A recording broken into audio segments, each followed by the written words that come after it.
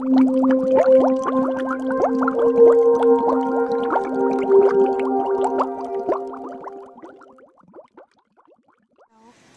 I'm Anna, and welcome to episode 2 of my video blog for Rusalka. This episode, I'll be taking you to a rehearsal, a zitz probe, and to the costume workshop. I hope you enjoy! This is Heather, who's the principal flutist for Rusalka. Can you tell us what your experience has been like playing in the orchestra? Well, this opera in particular is so colorful and so beautiful that it's just an absolute total privilege to be playing it. It's beautiful, and all the students who are in the orchestra are really getting into it and enjoying their time in rehearsal, so that's great so far. Well, it's really interesting because, here we are, students at UBC in Vancouver, and we are playing a Czech opera, which is really quite rare because this opera is written with a Czech libretto, so that means that it's all in Czech, and it was written by a Czech composer, Dvorak, and we have the privilege of being conducted by a Czech conductor, Maestro Norbert Baxet, so that's really special, and I don't think I've ever had that opportunity before, and I don't think many of the students have either. So. Is there a difference between performing an orchestral piece and performing in an opera? Very much. Most of the time, orchestral music has a certain form that you follow throughout each movement, and it's very much separated from a certain plot line like you see in opera. So Rusalka is the story of the Little Mermaid, so audiences are kind of guided through that act by act, and the musicians are as well. So we might not be able to see the people on stage and see what's happening, what they're actually singing about. We can't understand them either because it's Czech. But we can kind of interpret the music and the phrasing based on the storyline, which is a lot for a musician and artist to find their musicality, get inspired with their musicality by. So that's really cool. It's really quite different, but neither is better than the other, of course. But it's great. Do you have a favorite part of the opera to play? I'm really enjoying Dvorak's colors in the woodwind chorales. That means as a woodwind player, I'm normally scored, so the composer writes my line of music with other woodwind instrumentalists around me. So those are my favorite moments. It's just so beautiful, so tonal. But a certain part of the opera in particular, I have to say I really like the entrance to Act 3, where Rusalka is singing to the witch. I won't give away anything in the plot, but it's really kind of mysterious and a little bit frightening, and I always like that sort of element to a beautiful tonal opera, that sense of mystery and intrigue, so that's exciting to play. Great, thank you so much, Heather. You're welcome. That was nice to talk to you.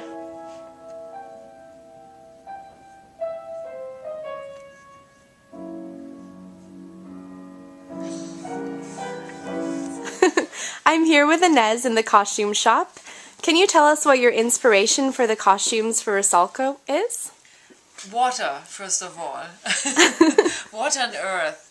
As organic shapes as possible, and pushing it to its extremes. Like the water, we're pushing it towards the ice for Rusalka in the second act, and the earth is going as harsh for the Jessie Barber character, as harsh as we can push it there. So, and yeah.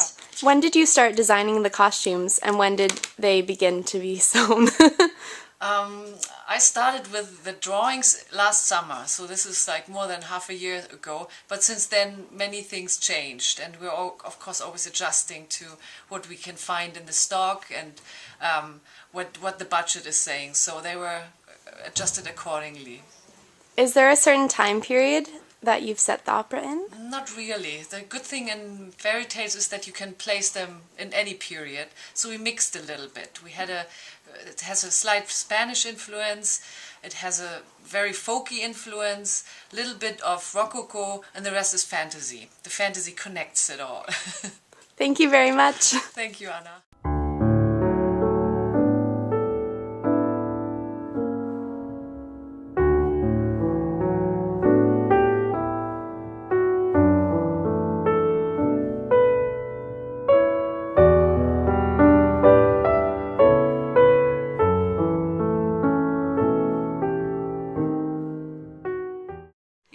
If you were a fish, what fish would you be? A shark, even though it's not a fish. A fighting fish, because I think it's wicked how you put like the reflection up against like the bowl and then they like go like this and then like they feel like they have to fight to scare off people, so like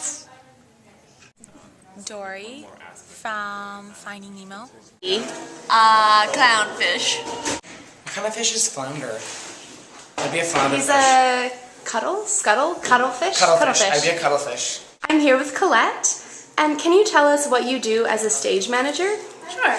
Well, mostly as a stage manager, it's a lot of coordinating. So in rehearsals, coordinating blocking and the set pieces and the props and everything, and making sure everyone knows where they come in and out and everything like that. And then once we get into the theater, I do what we call calling the show, so all of the lighting cues and projection cues and when the sets move in and out or anything like that, I make sure everyone's on the same page and goes when they're supposed to. How did you get involved with UBC Opera for this project? I'm a fourth year student in the stage management program in the theater department, and so I guess the two departments talked, and Itzy was interested in having a student come on board with the opera, and I read music and was super interested, and yeah, so I worked on The Crucible, and now Rusalka is my second show with UBC Opera, and having a really great time. I'm here with Rebecca, who's playing Rusalka, and she's going to show us what it's like to crawl underwater on our stage. Here you go, Ready? Rebecca. Okay, here we go, guys. All right, here we go. And entering. Oh, you gotta watch your heads at this point. It gets a little tight. Oh.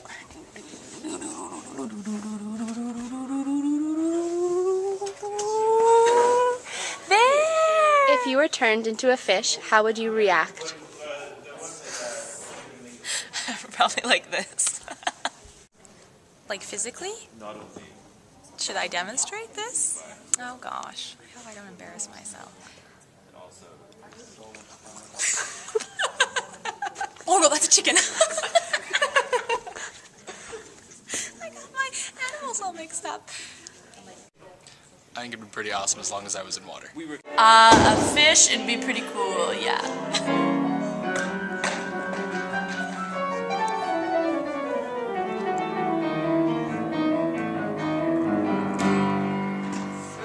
I'm here with Erin, who's playing the kitchen boy. Can you tell us what a Zitz probe is? A Zitz probe is when the opera singers and the orchestra perform the entire opera music together without any costumes or staging or anything like that. Thanks.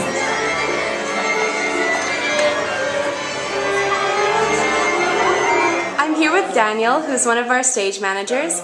Can you tell us what is the most fun or interesting thing about being a stage manager? I think it's kind of being like a mama bear to the cast, and like even though that you are like their friend, you have to have a level of responsibility over them, and so each cast is different, each play is different, and so I think that's the most challenging thing. It's just adapting to each cast and each play within itself. Specifically Rusalka, where it's like 70 cast members, so the most difficult thing for this show so far has been learning everybody's name, and it's.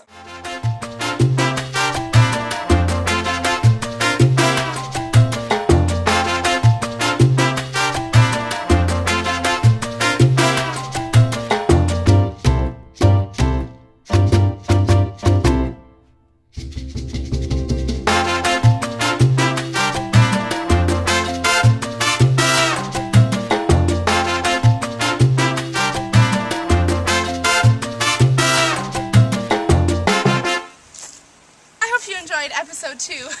Next episode we'll be taking you to a dress rehearsal, so that should be pretty fun.